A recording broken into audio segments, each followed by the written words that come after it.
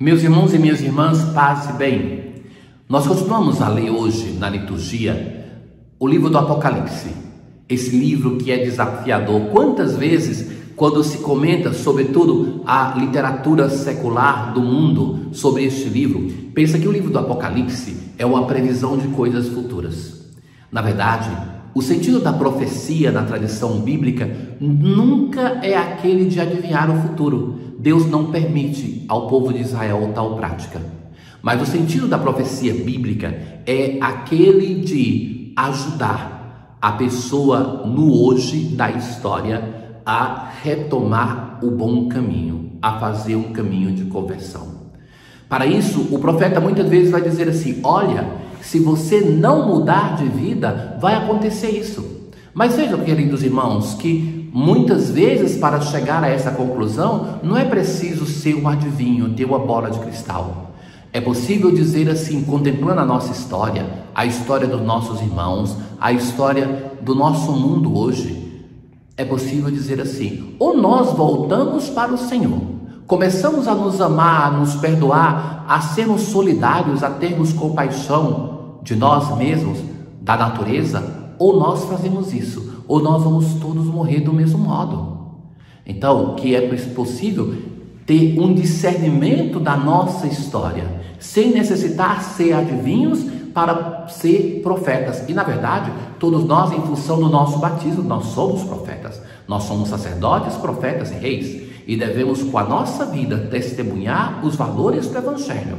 E é preciso ter a ousadia como aqueles que nos precederam na fé, movidos pela ação do Espírito Santo, a dizer para o mundo de hoje aquilo que não está conforme a vontade, que não está conforme o projeto de Deus.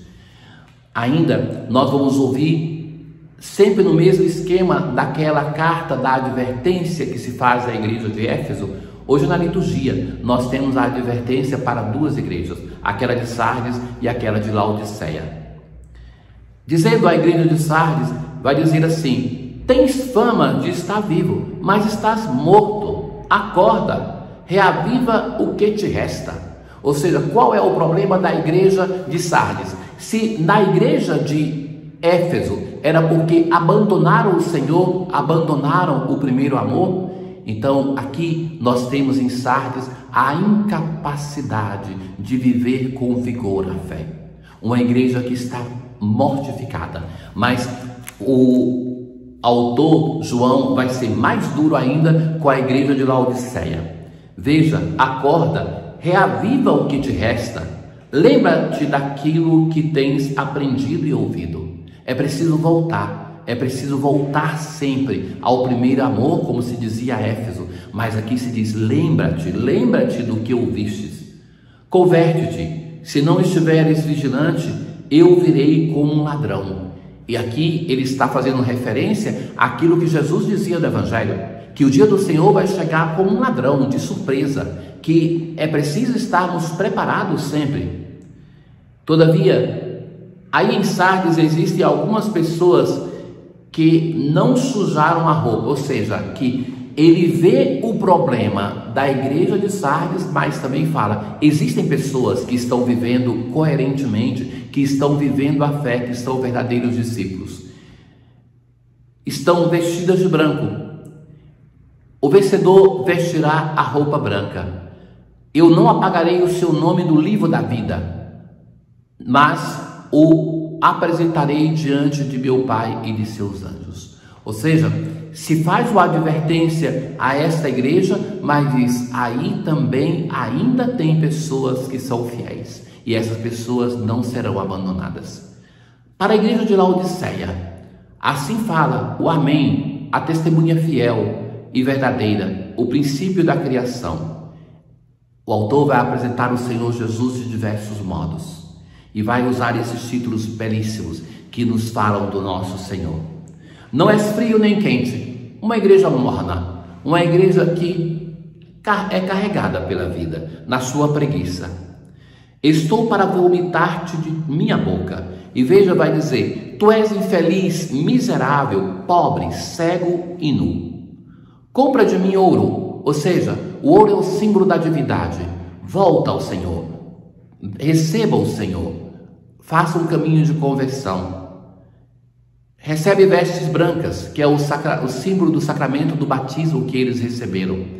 E mais, também um colírio para curar os teus olhos, para ver a tua situação, para ver que é preciso mudar, que é preciso voltar ao Senhor, deixar de ser quente, de ser nem frio e nem quente, para ser e sendo morno. Esforça-te, pois, e converte-te. Todas essas 3 comunidades foram chamadas para uma conversão. O fundador reconhece que nelas tem sérios problemas e chama a uma mudança de vida. No salmo de hoje, nós assim rezamos: ao vencedor, dar-lhe-ei o direito de sentar-se comigo no meu trono. Senhor, quem morará em vossa casa? Aquele que caminha sem pecado, que pratica a justiça, que pensa a verdade, que não solta em calúnia sua língua, que em nada prejudique o seu irmão, mas honra os que respeitam o Senhor. Não empresta o seu dinheiro com usura, jamais vacilará quem vive assim. Na aclamação ao Evangelho de hoje, por amor, Deus enviou-nos o seu Filho. Jesus está atravessando a cidade de Jericó no Evangelho de hoje.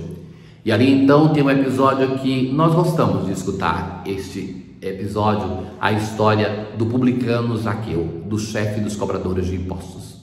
Um homem pequeno na sua estatura, mas pequeno também na sua qualidade de vida. Então ele tem que subir numa figueira. Nós sabemos já que a figueira é o símbolo da sabedoria. Um dos apóstolos, quando é chamado para ser apóstolo ainda, ele estava debaixo da figueira e Jesus menciona isso. Zaqueu sobe na figueira, buscando a sabedoria, e a sabedoria que ele está buscando está ali diante dele. Zaqueu demonstra curiosidade, mas é Jesus que demonstra a atenção. Zaqueu, desce depressa. Zaqueu, aceita a tua condição de ser pequeno na estatura, aceita a condição do teu pecado. Não fuja, não crie uma falsa ilusão de subir na árvore, mas desce. Desce, porque a conversão só existe a partir da aceitação dos nossos pecados, dos nossos limites. Mas Jesus vai dizer ainda uma coisa bela: hoje eu devo ficar na tua casa. Por que devo ficar? Porque o Salvador tem necessidade de salvar. O pastor tem a necessidade de encontrar-se com a sua ovelha. O Criador, o Pai misericordioso, tem necessidade de exercer misericórdia. E por isso é Deus que tem necessidade de hoje, não amanhã, de entrar na vida de Zaqueu, para que ele entre na vida do Senhor. É Deus que toma a primeira grande iniciativa. Zaqueu provavelmente ali estava buscando por curiosidade ver o que estava acontecendo. Não teria coragem jamais de chamar Jesus para ir na casa dele. Mas é Deus que se interessa por esse seu filho e que fala: eu preciso ir ao teu encontro. E todos começaram a murmurar, não só os fariseus, mas todos. Ele foi hospedar-se na casa de um pecador. Zaqueu ali vai dizer: Senhor, eu te dou a metade dos meus bens para os pobres. E vai dizer ainda mais: e se defraudei alguém, vou devolver 4 vezes mais.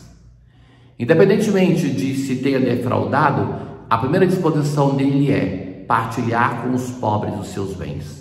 Mas depois reconhece também: se defraudei, se errei, se pequei, eu vou dar para o meu irmão. Jesus lhe disse: hoje a salvação entrou nesta casa, porque também este homem é um filho de Abraão. Com efeito, o Filho do Homem veio procurar e salvar o que está perdido. Jesus se apresenta como o Salvador daquilo que diante da humanidade não tem nenhum valor. Na oração sobre as oferendas de hoje, concedei, Senhor nosso Deus, que a oferenda colocada sob o vosso olhar nos alcance a graça de vos servir e a recompensa de uma eternidade feliz. Tenham todos um bom e abençoado dia. Que nós nos deixemos encontrar pelo nosso Deus. Um Deus que está dizendo, como para Zaqueu: desce depressa, aceita a tua realidade. Hoje eu quero entrar na tua casa. O Senhor esteja convosco, Ele está no meio de nós. Abençoe-vos o Deus Todo-Poderoso, Pai, o Filho e o Espírito Santo. Paz.